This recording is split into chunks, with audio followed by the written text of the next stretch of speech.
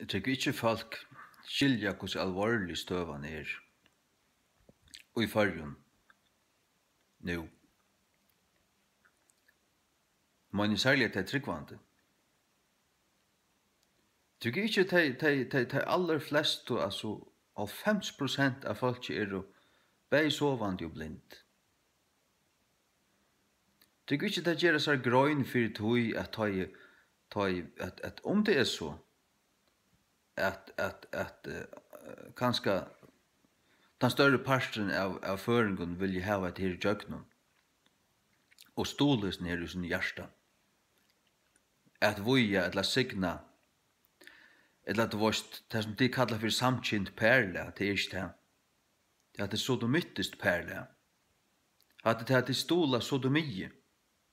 Det kallar det noe anna. Det er det som av enskun øyder bait and switch. Det er det man bait and switch. Det er det man brukar det som agn, men man koppar det av. Man gjør det et annet navn, så man bjør det åt, men det først noe annet. Man kallar det bare ved en øre navn. Det som det får, det er at førjar være gjør det til et sodoma. Og signar føringren til, så kunne de sige farvel ved kristne farger. Så er det ikke tilmør. Så kunne de marsjere alt hva de vilja at han har bispi og lagmann og Aulasøko og flagga og feira og alt det her. Det er ikke verst. Ikke verst. Og jeg må si akkurat som at jeg er virkelig skuffet av Tom Tryggvand i fargen. Og i tann mån at men etter steg på, så er det rævlig få rødder som har vært hørt der, til øyelig få som har tala klart ut og møtes ned og avværa. Det er ikke negv, men jeg har så vært i øyn, som har gjort det, og det var alt landet av. Og folk, at han av folk, kan ikke møte meg. Det eneste som de sier, ta jeg til oppi og vente, det er at det har et mer. Og det har ikke gjort selv i møte det. Ikke sagt. Det skiljer ikke til at det er så alvorligt. Jeg tror ikke det skiljer alvoren. Altså, jeg vil si at alvoren er så høver, han er så nekvor, at for mer var det så alvorligt at om jeg gjelder og brukte greflig år om det, eller kvæte så gjør det. Nastan kvæte så gjør det. Så var det innenfor rymlighetsmarsk, og i mån til det som hendte. Og i mån til det at dette hendte, og ikke sier noe, og at de kristne, og selv de tryggvand var blinda i fyrtug, og fyllt at han åt det. Signa av det, helt det var i ordan. Ja, det skulle ikke genga forbi med, utan til at jeg sier noen ord om det. Og det har vi så gjort nastan av slite siden 2011-12 til inntil nå. Og det var nastan alt hørst med. Så eller så, annakort til javføylen eller av videoen. Og tid som ikke sier imot det, tid som møter meg, så har det det mer. Og tar man så snakker vi til om disse forskjellige tingene, nevner man Obama, så halter det vi Obama. Og det var han som stod fyrir for at han fulgte jøgnen i USA. Det var Ulma i USA, så stod 50 årene, 40 årene. Og nå er det kommet fullt i jøgnen i USA, og hva gjør han? Han lyser kvite husen opp i alle på hans liten til å fagna det. Og han damer det vel til smøylast til å nevne hans navn, som om han skulle være et halvgjemenne. Han største devel, som nekker han sitte i kvite husen, det er Barack Obama.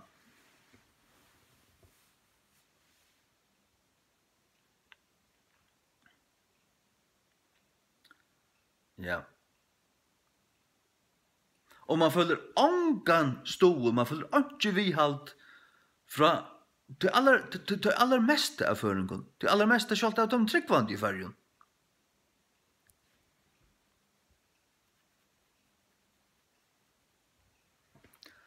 utan fra tar man mest godrakna. Tar man som hava personliga liselsen av Bibel, tar man som personliga vita hvordan alvorlig støvan tar man har finnes stål fra. Men øyla nekvast her som øyna for 20-25 år siden var omvendt, og gikk av møte ta, men så blev de, fikk en karriere, og fikk et hus, fikk en tjunafelle og alt det der, så fikk de bare møte av og til. Tid fullstendig blinda her. Vi en større parster av tikkun hava kaos, og i helvete. Og i helvete. Jeg bange fyrir. Jeg har ikke alle datkon. Null, for det er fullstendig null, jeg har missu alle datkon. Missu alle.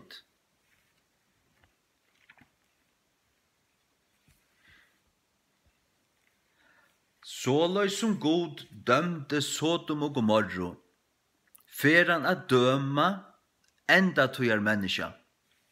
Til få samma døm som de fink i Sodom og Gomorra, til at man regna eldur om man ivdekon. Og at han har til å være dømt til helvetes eld, til en evigan eld. Og til halda til at munar avværingar, muni uil, er ønskapur, hætur. Og så halda det til at Jesus har ikke vært sånn, han er vært blodjur. Hvordan var Jesus iver jötanar, tar jötanar som blev, som 40 år søttene blev dømter, tar romerne kom og øyde alt Israel, øyde tempelet, øyde Jerusalem, hvordan var han iver tøymon? Tar som var fullstendig forstokkeier, støynrunner, og ikke kunde høyre et år som han har sagt. Hvordan var han iver tøymon? Her kan du lese Matteus 23. Her var Jesus så herre som han ångan er stannet verre. Og til å være på sin plass, å være så herre i møte tøymon. Til å være på sin plass, til å være ikke hætter. Han som kjenner Jesus vet til at det var ikke hætter. Det var rettvise for det første. Men innast inne var det kærløgje. Men også til annars det er også i anstikt, så du til at han og sin høylaløyga kunne ikke annet enn hava anstikt for tog som tørste og fire.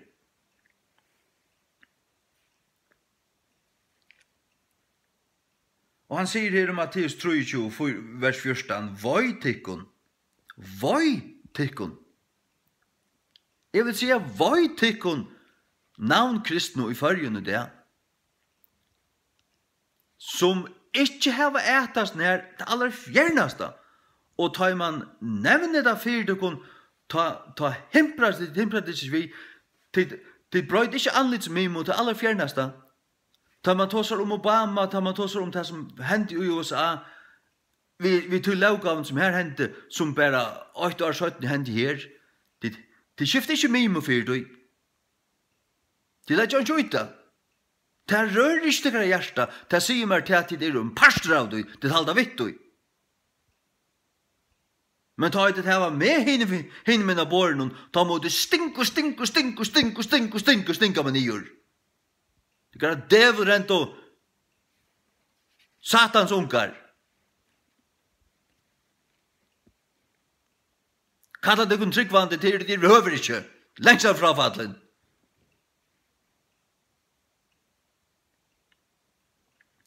Matteus 23:14.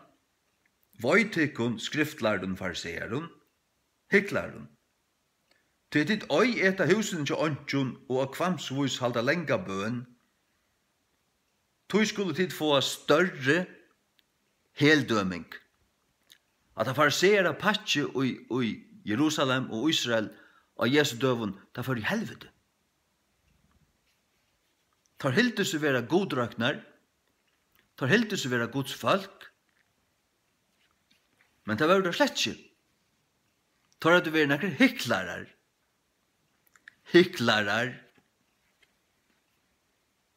tar høyde øyne maske, men tar vore noe annet. Jeg prater ikke til, og vil være til, og vil fullstendig an, at det som jeg sier, det skal være det som jeg er. Og ikke annet.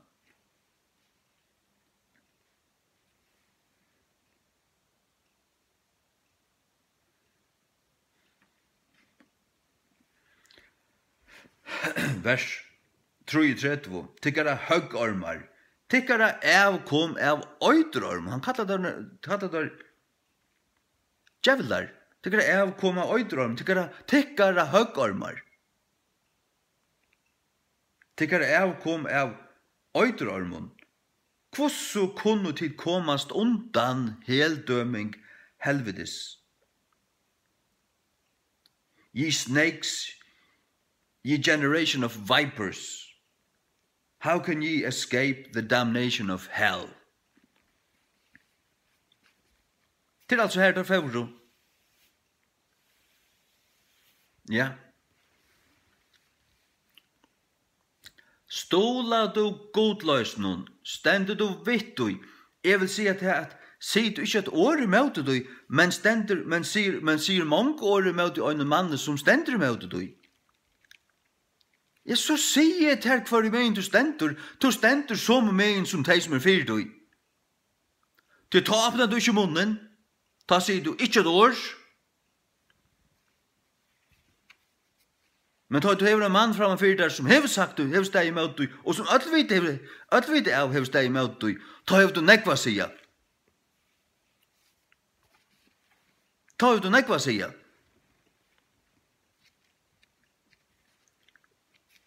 Kvært hever du å sier? Jo, alt i møte i hånden. Han skulle ikke ha sagt at det, han skulle ikke ha sagt så, skulle ikke ha sagt så. Og det var han ikke sagt.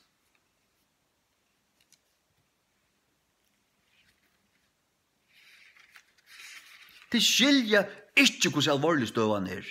Guds år, Bibelen sier til at det som djevas ut i at her, arva ikke kongadømme Guds, så gjør det ikke det.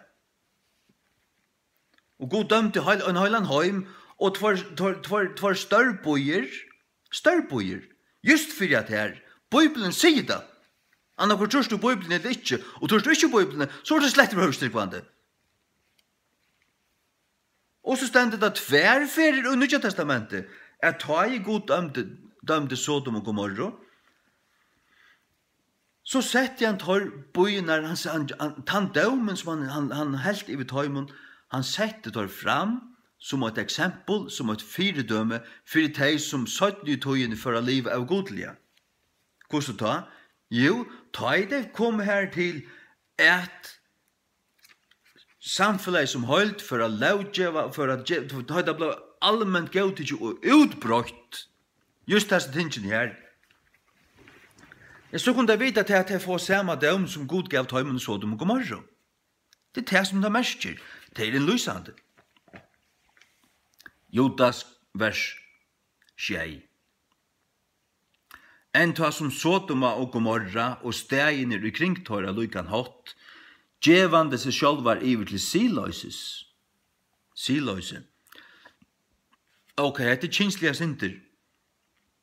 Og ferandi etter fremmande kjøte. Det fremmende er til at du først er med for etter mann og kona for etter kona, til det bakvenda, til det øvda, til det fremmende, at det fremmende, strange. Ferandi etter fremmande kjøte er setter fram til et fyrdøme, setter fram til fyrdøme, til at det stander skriftene. Skriften er Guds evige sannløg, Guds evige år, derfor omgang vet, det kommer omgang unna du. Det er om man for lagt ting, det er om man for hvert av ting. Det vil alle dømt rett du. Tid som stemmer at her i jøgnen, så er det av tingje, de kunne gjøre det kunne klare til å støyja i helvete, og i atler over, og det er da oppe på det.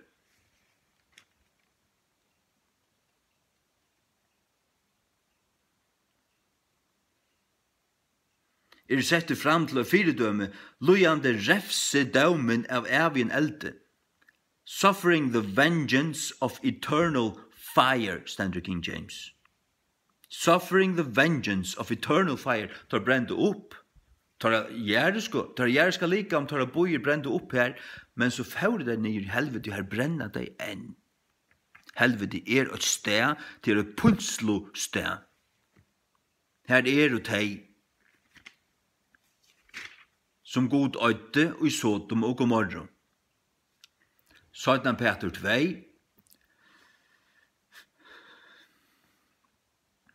fra vers 5.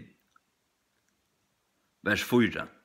Tog god ørde ikke ønglen som synd av, men kastet tar ned til helvedes, og gav tar iver og i myskurs kjetur at være gøymtar fram et døme, og ørde ikke hinnom fotna høyme, men frelste Noa, en 8. person, og en rattvises boara, førande inn flauena om man iver høym hinna av godliv, og brøydande stægir Sodom og Gomorra iver i øsko, og dømte tar vi en kvalving, gerande tar til eit fyredømme atter her, til eit fyredømme tøymon som attan og skulle liva av godliga.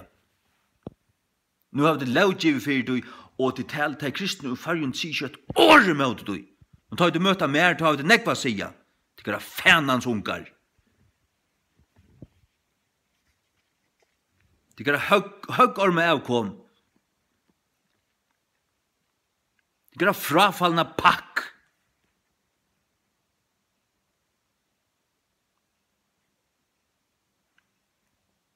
Og utfrøya er rattvisa lott, plavar vi en grafskitna levna hinna vonto. Hvis du ikke plavar vi en grafskitna levna som du sarst, nu jeg sier enda tog, så er du ikke en rattvis personer.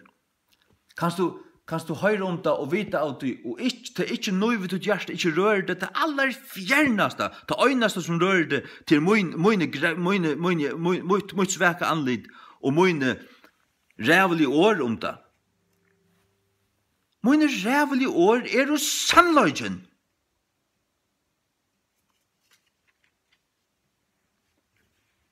Og jeg kallar tar som sier seg være tjenere i Jesu Krist, men spennende og handan begven, jeg kallar tar fire. Du vet ikke at jeg kallar tar fire. Helvetes sveika profeter, og det er akkurat hva det er. Det burde du vite. Og det burde du kunne tolta hårst, for jeg tåler ikke å høre sannløkene det.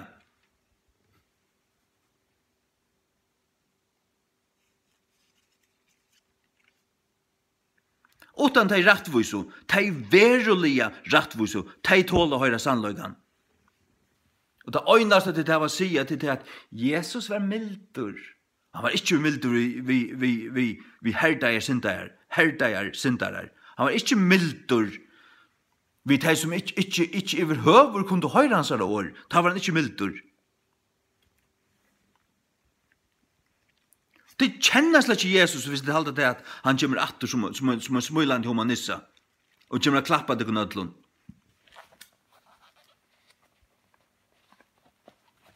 Det største talet er at du kommer fyrir helvete. Det flest opp genga og brøya vei.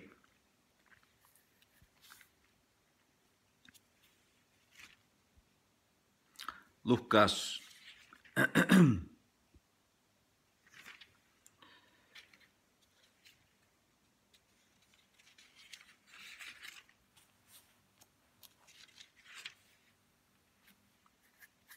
Lukas 13 fra vers 8.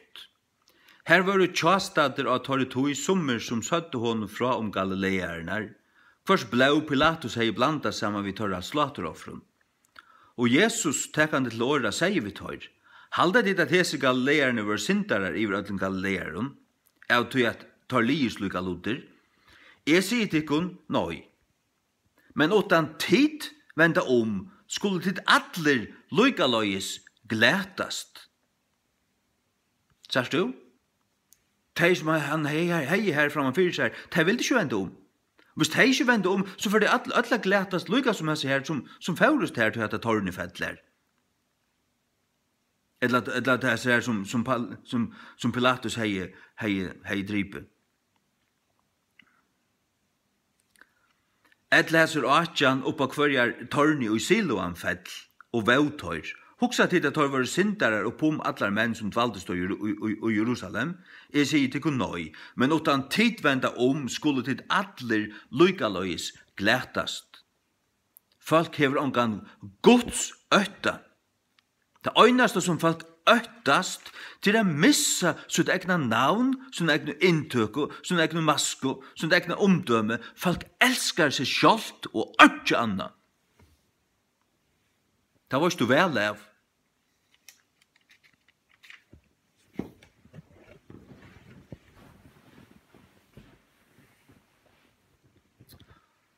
Og nå tar reformasjonen ned, og reformasjonsdenen djevor at det bibliofela ut et Alexandrist reivagassa under bibel. Sørst du en bibel, altså, at det er omkring danskere som har givet en bibel ut og tar fjerna år i Israel, halvfjers ferir. Ikke øyna fyrir amiskaun, ikke tverferir, ikke tutjeferir, men halvfjers ferir. Halvfjers ferir.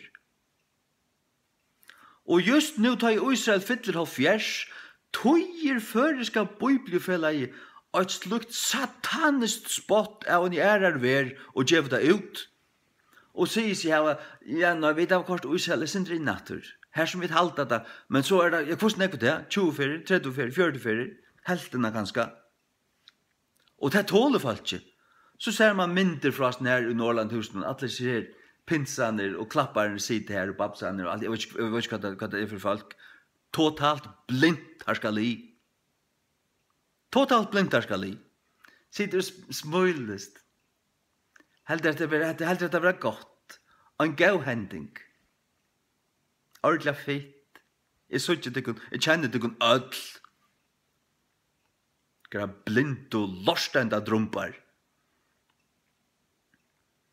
Og tykkara ungdomsbalkar og til ungu her, det skulle nok få, hekk her, skal tenna bøybel, hekk her, yeah. Antisemitist fannans lorst, du hva det er. Det hva det er. Anka vil være sånn. Det er ikke Guds versk, det varst du vel.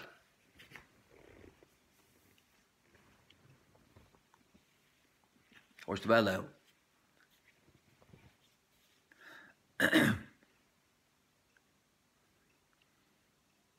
Hevdar fjerna år Egyptaland av fjersferir. Men det kan jeg lova det for det ikke hava. Det er anden 18 for jeg ser hverdagsdansk bibelen her på en. Det er en devil.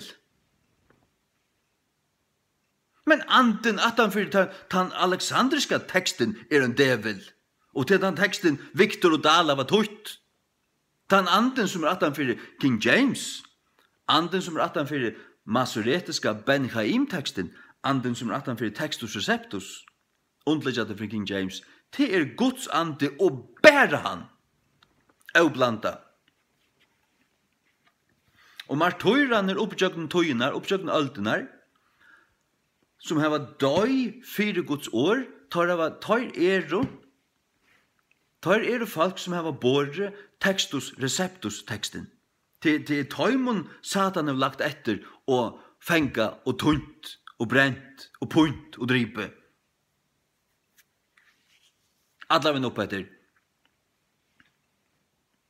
For det aller mesta. Ja. Og til katolska skøtjan som bedriver deg. For det aller mesta. Mittlen halv trus og halv fjers. Millioner hun driver. Katolska skøtjan. Og i henne var funnet blau i at hun høyla og ta hun var dømt.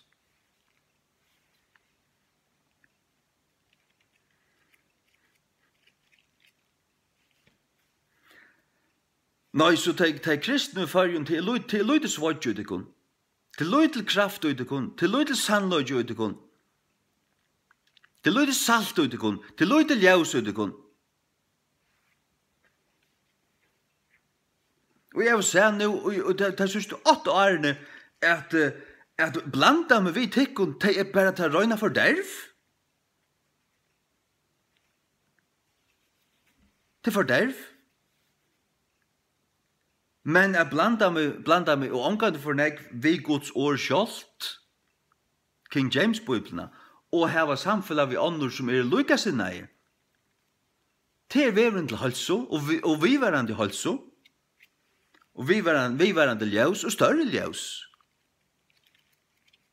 Og det rettvises løyen. At man slett ikke blanda av utikon. Jeg får slett ikke sette meg av en banken i kjeltene. Jeg får slett ikke om en misjon som skal sette meg. Jeg vil øver ikke. Det er søgnet der. Som anker sier, then that will be the day hell freezes over.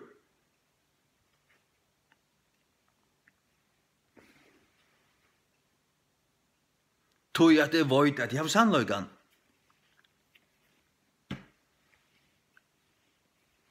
Dahl og Victor sier her som King James-bibelen sier, sodomite, her sier det kallskøtja.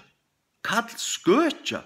Det vil si at det er ikke for du driver, for du er en sodomitter, men det er ikke sint for du driver handel vidt du. Er du gjerst til en kallskøtja, da er det rævligt. Nei, det er da du er en sodomitter, at det er nå rævligt, er god dømende for det. Det er langt sagt, det er langt vurst. Og i Genesis kapittel 9, til det hørs med lyset da. Genesis, 1. Mosebok, kapittel 9. Han sendte tvær anklar nyer her, jeg vet om det var så ringt som han er hørt. Og ta det så ut det, er staveren var given ivet til at her. Så de i, alle mennene fra hver heras hattene kom og kravde å kjenne torbor anklarna, kjenne til her kinslige samvirre vidt om, menn vi mannen. Ta hørte der seg nok, ta visste der jo det var sannøyd. Da halv der lott og kone hans og døtter hans ut, kone hans vendt seg vi, typisk konefolk. Typisk konefolk.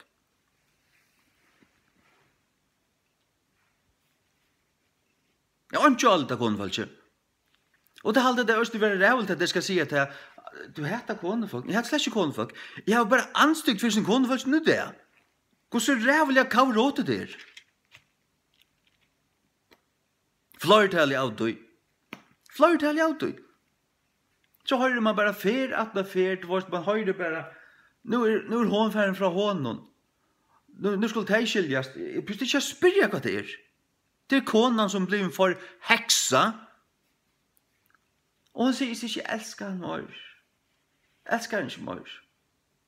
Hun har ikke lyftet for god i måneden at hun skulle elske han til deg en skilder.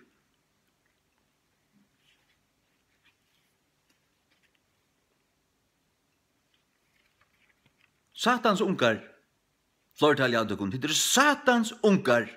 Du kunne vente om og sant og øsko. Og færa nere knæ, og bøn om Guds nøye, og sette dere nere og lese dere først King James Bibel, det kan det kunne.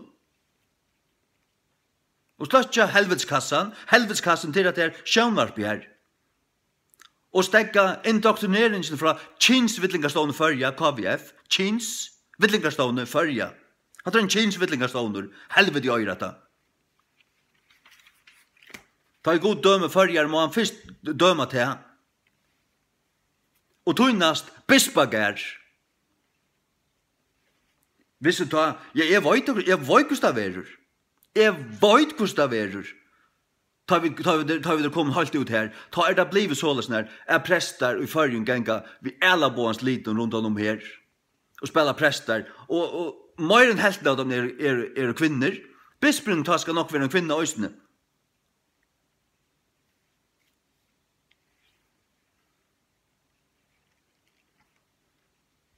Og i frafallstøyen ryser kvinner opp til makt. Til frafallstekjen. Til tekjen til at landet er sjukt, og tjøkt alle bøyblene. Begge dømarbøysene 4, vi var kjent Debro. Og Jesaja tror, ta i landet var kommet i edgen av god fra døma da. Kvinner valgte at sier han. Jesaja kapitel 3.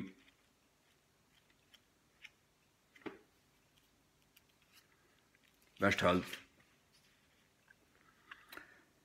Hva vi vil gå falt som munnen, bødner tar av kuarer, og kvinner stjøtna iver tøymon.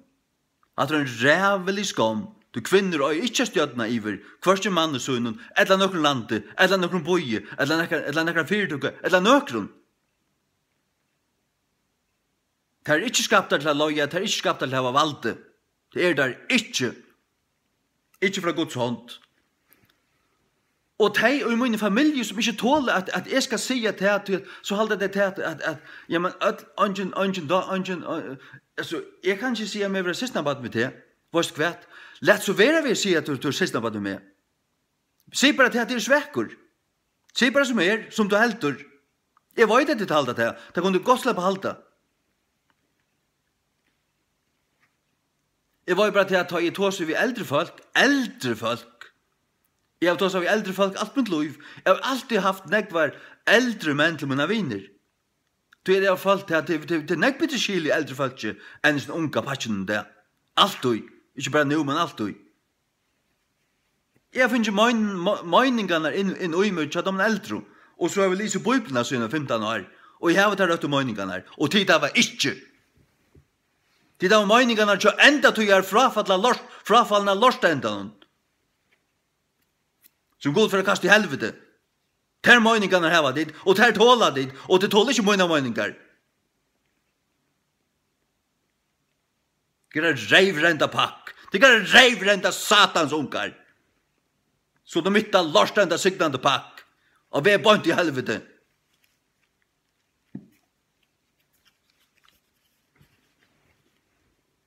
Jeg vil anstygt for det kun.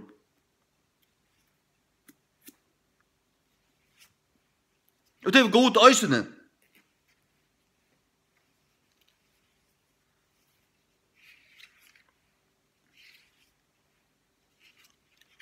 Plavar av det kun. Pøynest av det kun. Spudjande vammel for det kun.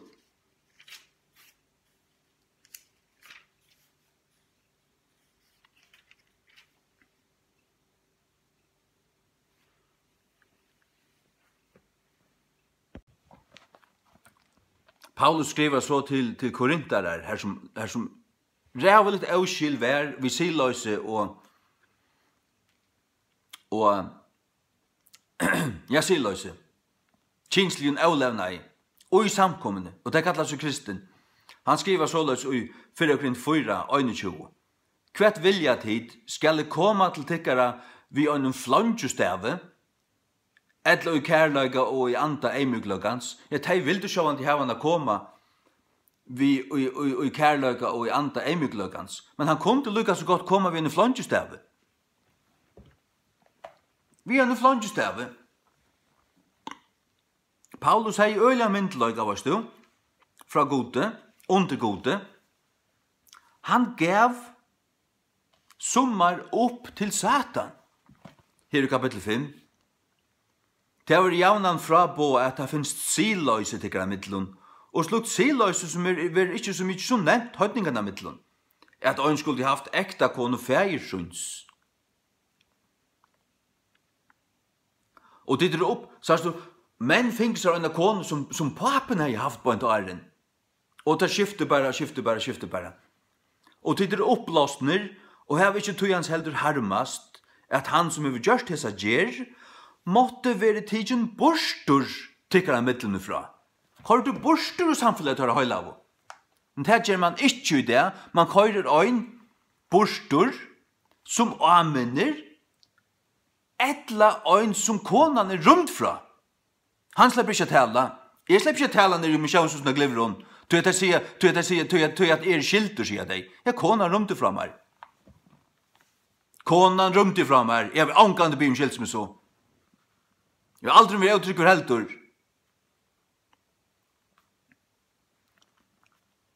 Du vet at hva er ikke tidlig fra. Det er sannelig som fraverande i lika, men tjaverande i anda, har dømt langt, som om vi var tjaverande. Vi vujjande honom som hever såleis gjørst hesa gjer, og i navnet vårs Herre Jesus Krist, ta i tider sauna i saman og andemoin vi kraft vårs Herre Jesus Krist, at djeva opp ein slugan til Satan, til øyeleggendsen av kjøtenen, at anden må være frelstra deg i Herrens Jesu. Ta gav oss lyckan upp till Satan. Hur så mycket meira folk som lever i sodomie till värre än sillöse? Du har sagt omgående ju här i Bibeln att ta i god så att bojer och samfällar var given i till sillöse att ta var marsche, men du sagt det att ta i det given i till sodomi ta det kom till marsche och ta tåla dit ta standa dit inte möte nej till standa en man i möte som ständer tog i möte ta säger mer nog om tyckon jag pust inte få mer vita.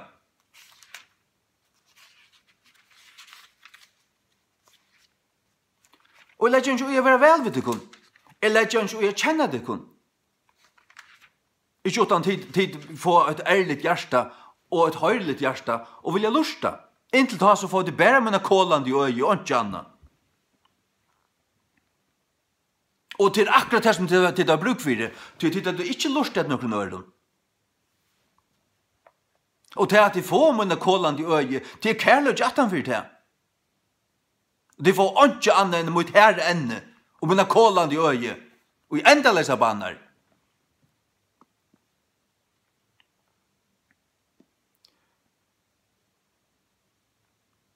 Rom 8.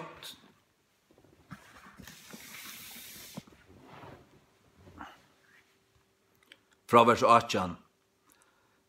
Til vrøye gods vil åpenbær vrøye gods.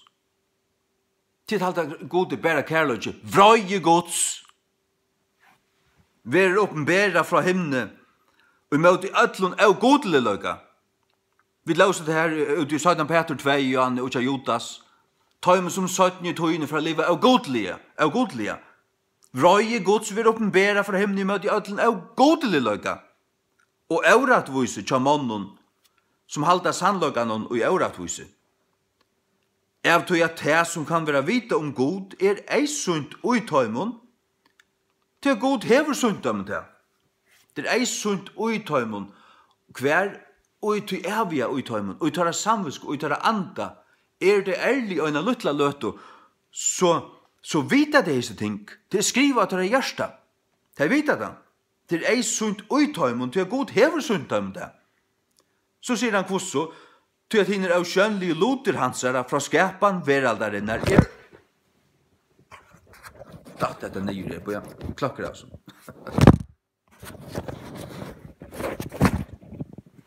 Du klarlige satter?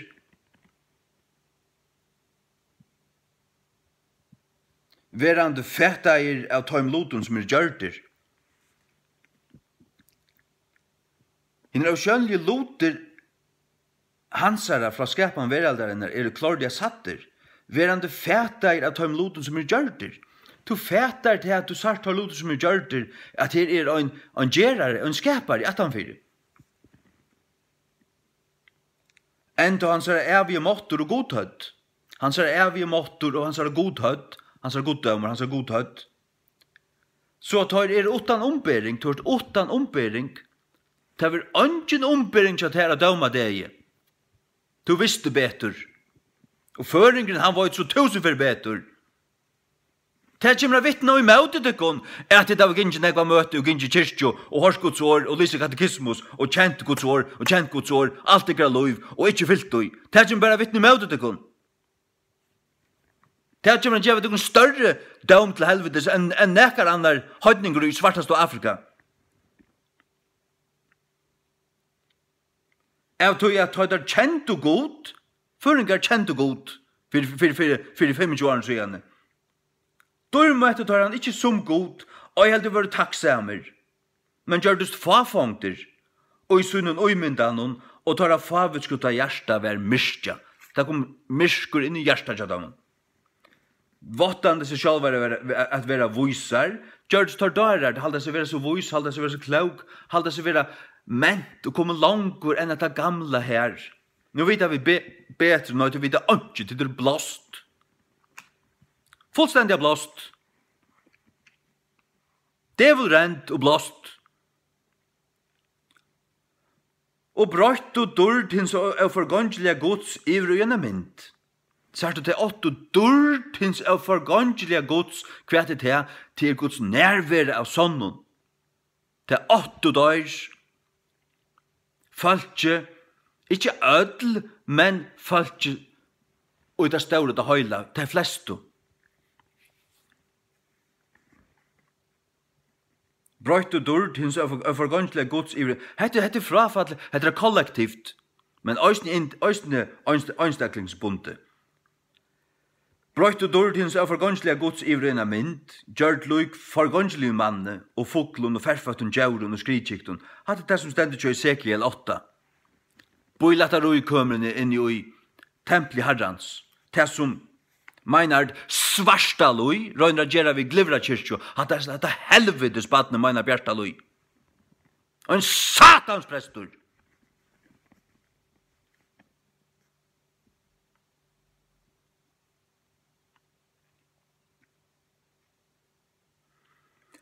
Gjørt lyk forgångslige manne og foklun og ferfattun djaurun og skrikjiktun.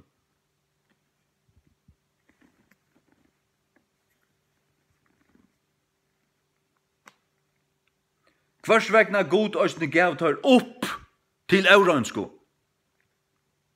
Jøgnun gyrndinar av tar egnu hjørstun, vann sunn egnu likam sunnamidlun. God gav tar opp til det. Sunnamidlun. Vann sunn egnu likam sunnamidlun. Kvosso? Jo, vi sutja det her. Hver brøtt og sannløka gods ivrena liggen, og tilbæv og tæna av skapningen og møyren skaparan. De tilbya og fylgja og elska de evneslige. De materialistar. De liva bæra fyrir det som de kunne øye av pengun og bilun og ognun og klævun og ditten og datten. Det ikke anna til å ta godur. Tilbø og tæna av skapningen og møyren skaparan som valsigna av over. Amen. Av hese grund gav God tar opp et ringun listun. God gav tar opp, han sagt til Guds nøye og Guds dørt, og han kunnløgjen, tar rette kunnløgjen du hever God ut i hjärsta og sinne, som helte der bøynun og røynun, som helte der borstur fra a falle og du rævlig ting, som ikke engang dør gjerra.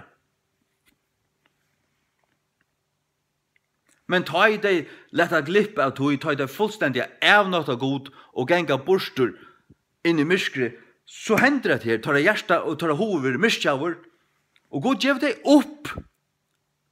Og vaik fyrjun, tog øynasta prest i fyrjun, som ikke talar et dui, og som spenner fyrir dui. Du fyrst og i kåland i høyde helvete.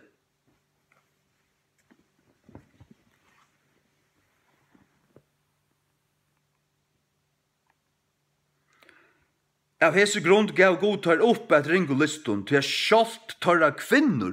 Sjalt tarra kvinnor. Man blir ta vanlig til at kvinnan møyra blusom og atterhaldande. Men det hender enn tar vi kvinnon at det gjeva seg ut i slukt svunna roi som her. Til sjalt tarra kvinnor brøyte den naturliga brudje ivrig hatta som i møtenåttur. Og hva det her? Tid halda det hatta man vera okkur rævuligt, altså okkur rævuligt orgier, okkur gysuligt. Det ikke mer enn det som tid kalla tid smula og potra og kalla fyrir samkynne. Det bare min kynslig orientering, kanskje vitt du sier dit. Bullshit.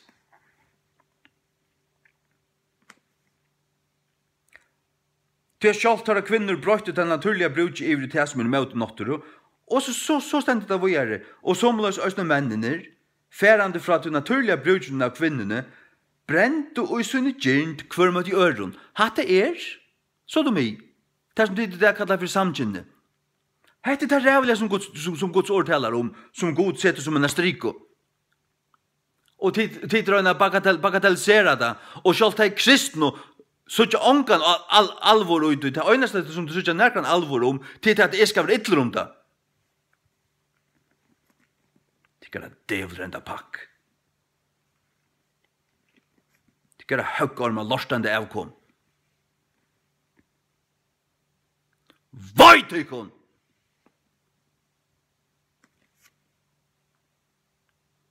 Men vi mannen virkande hatta som sømelitt, og mottakande i seg sjálvun til virliga vittlosynar som hørsligt. Tar mottak i seg sjálvun til virliga til endurgjald for sånne vittlo som hørsligt. Det får alla möjliga löjningar här gör, och helvetes evige eld. Lät ankan likva något annat vid där, hade sannlöjden. Men det tryckva en man som bättre han tar sig mjukt och fitt och är så falkalig och raffinerad. Hon tryckva det hellre mer. Jag har sagt du sannlöjden. För annar hevor. För annar hevor. Jag tar sannlöjden om vissa ting i lintene. Har du sannlöjden om vissa ting i Philadelphia? I City Church? Ikke inn i eia.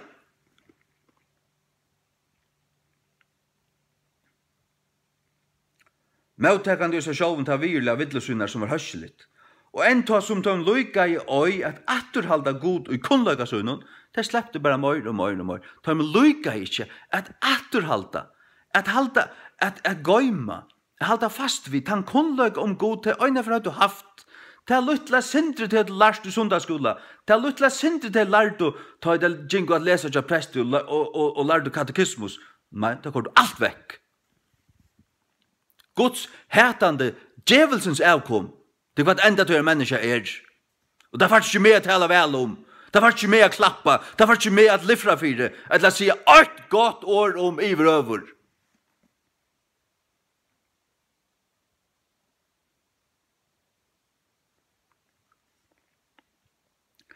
Enda som de lycka i ögat atterhalda gode kunnlöjgasunnen gav god tar ivertlött atterkastligt sin, god gav tar ivertlött atterkastligt forkastligt sinne. Forkastligt sinne. Sart du tar färra för bojina striko, tar färra för boj hatta. Det gavs vi att tillbya god, så för det tillbya det evnesliga. Och så blev det myskjaj. Och så gav god tar iver till ringa lister. Koner vid konon, og menn vi mannen. Hanna Jensen en djevelsens heks. Hon en djevelsens lignare. Hon ikke Guds baden. Hon talar ikke for Jesus, da hon talar så tinge. Hon talar for Satan. Hon vittløytikon. Ja, hon en djevelsens heks. Hanna Jensen en djevelsens heks.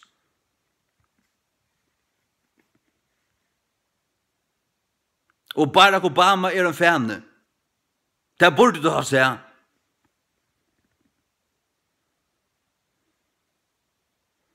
At gjøre det her saluter som ikke sømmeligere.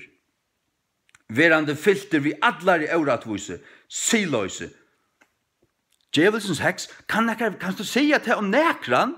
Det kan du sige om deg som det til, ja. Som det til.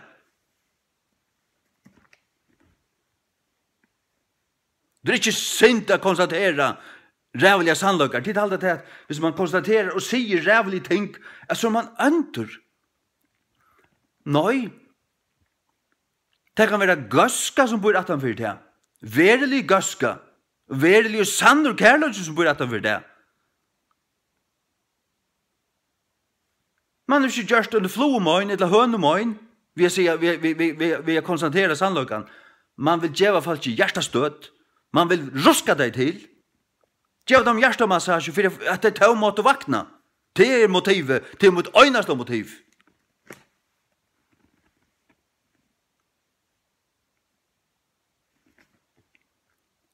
Men tar som kallar sig prätikomän och låta allt gänga och bara tås om hur godläsa människa som vänt gode bärtje och älskar det ävnesliga och vill söka att hem kan få alla såna drömmar uppfyllda. Slukar talare tåla dit. Slukar talare tåla dit. Og det stål på tar som ångande taler et nøkron, ångande blir alvorligere, ångande blir ytler og nekka, tar stål det på. Og halda tar det av Guds natur, tar det av ikke Guds natur, tar det fotler av Satan, fotler av kjølskærløyga. Verande filter vi atlar i euratvise, siløyse, vansko, adgjent, illviljaskapet. Fotler av øvund, måre, trattnai, svitje, ønskapet, teskarar, bekbøytarar, hætarar av gode, hæturs fotler, hukmauger, reiparar, oppfinnarar av ytluntinkun, foreldrun avlutner. Utan skil, sattmala brautarar til detta konefolka patcher der, som sluiter sun tjonaban sattmala visna menn, og øyna lenka struipo. Så jeg ikke elskar der mer, og tøym ikke mer, orsk mer, og ditten datten. Utan naturligan av semjeliger, av miskunnsamer, hverjer kjennande døm Guds, at har som fremjas lukka luter, verdige til deia, ikke øynans gjer hinna som, ta gjerra der vust, men heva hona ui tøymon som gjerra der. Hev du hona ui tøymon som gjerra det her, hev du hona ui, fyrst du innan av Facebook-sujo, og ta finnes her elaboa flagge som topp her, og du gjev dem en tommel opp, og du stender øyna tøymon, så hitje at hine, hver jeg hava leika tøyra sujo, og du er øyna tøymon, så er det fænansbaten til helvete. Du kan gjerra så vel og enda og du har sannløkken fra meg, og ta skilte jeg der. Jeg skilte du kunne si at du kunne sannløkken. Jeg kunne ikke kalla meg om Jesus Kristi dænare, og den sier du kunne sannløkken. Den skal søren dans med høyraste varjon, og han dømmer der for kjembor, og han bønt om hjørnet kan si der. Gjør så vel. For forstår man til at ta i og et forelder og ratta settes ut av skykkelige baden, at det var ikke ønskapur. Det skilte man. Det hei man rom og især, det kunne man roma. At det var ikke ønskapur, det ønskapur var i baden som var opprøstar samt. Og ikke veldig akta, det var ønskapur. Og foreldre som tog sætjene i egnar hendur og gjør det nekka vitta, flangte det, eller tog i øyra, ristet det sindur, til skatt kikka der ordentligt. Det var det foreldre som elskar i badne. Det fæta man slett ikke det. Det heldur man, så sender man badnaverden etter snir, så tekker badnaverden iver, og så blir badne fullstendige urbøyna, og ta blæsist opp, ta blir dobbelt så tjukt som det øyer. Og kvoi? Ta fer noen kærlega fra badnaverden til pedagogen, ta kan bare få den sanna kærlegan, og det er det som akkurat mennesker bruk fyrir. Ta kan bare få sanna kærlega fra sånne røyte foreldron. Ta kan ikke erstatta det av hjørne. Ikke.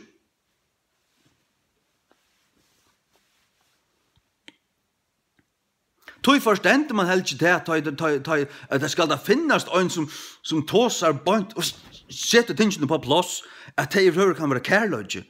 Jeg skal feilast, han svekker, han heter okken. Hatta kan ikke være hvordan Jesus er. Hatta er akkurat hvordan Jesus var i Matteus 23, bønt åren. Det var hans sørste tala fire jøtene som bare stått så at det ble dømter. Det var et neierrøp. Et neierrøp. Men han sier, vet du, så som der var du her, hvordan kunne de kommast undan heldømmen helvedes? Men det var fyrir at han yngste at tar øyre tog måtte åpnast. For vi til helvete, det spurte da slett ikke, tar var herrer, inntil sørste løto. Tar gav seg slett ikke under hans år, tar hørte slett ikke. Men Jesus stod ikke her ved krossan av bøynen og lyfra i fyrdommen. Jesus talar harst. Han talar ofta harst. Men hver er Jesu natur? Er han ikke elskande? Jo, det er han sjølvande. Og det som høyrelig, det som hansara og fylgje honom, hon og lojen, det får ikke nekran køyrel. Men hvordan kommer Jesus atter? Hvordan er han tar han kommer av stjøtna og hjørne? Han kommer via en janstave, han kommer av slåa tjaunar, og milliardar nyer, de som ikke akta, de kommer å være refsa i. De tjaunar som ikke tilbyr god og Jerusalem, Jesus Krist, her kommer det ikke regna. Her kommer det ikke grøye. De vil ikke tilbyr meg, de vil halte av frem og tilbyr et eller annet, eller tilbyr avgodar, og skvett. Dei om man evde kun. Vad signar ut feide kunna sintra forstand i hötte.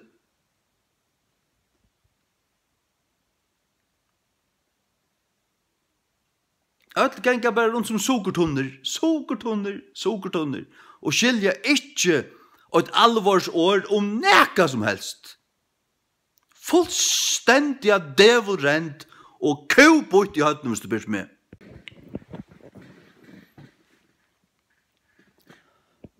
Og nå skjøyter Jenes opp, han sier til, let okon tekana falkeavstemming om at her. Hvis vi skulle i samgang vi framsøkn, ja, let okon så tekana falkeavstemming om at her. Jeg tykker Jenes void, og jeg void òsne, at det egentlig ivasamt om flertall i fyrjun nå stemmer fyrjasen her. Jeg tykker faktisk at den godlige føringen stadigvæk av flertall, og til reis Develen Mikkelsen. Hersen rente Develen Mikkelsen, han reis til. Og han purast han fyrir på bakbøynene, det tar man ikke henta, til han reis til. Han vet til at hvis det var en folkeavstemming i fyrjun, så har jeg omløy 30%, hvis ikke må stemma og imodiast helvetes lorsten tjadekon. Altså, fannansløvene tjadekon. Og til at vi vurstur og avdugar som nekker liknande djevelsens adler samler. Og tykker at lov er i fattelig. Det er eneste som det reiast. Tog at hvis det nå var så at det var pura sikkert at flertall helt vi er snær, så er Develen Mikkelsen og han kjafta rast. Men han er benjen som void ikke kvært. Det som han skulle rast mer enn neka helvetes eld. Den fennans undjan gjør så vel. Da jeg kallar menneska for en fenna, så kan du skilja meg bokstavliga. Da jeg kallar en konu for en helvetes heks, så vi ikke bannast eller spilt henne ut, jeg konstaterer hva hun Hanna Jensen en helvetes heks. Og da kan du takka Philadelphia og Gøtu 4. Og tar svika profeten.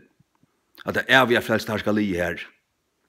Flertall av oss vi har forbanna, vi har vittløyt. Djevel en pakk. Det var vel av.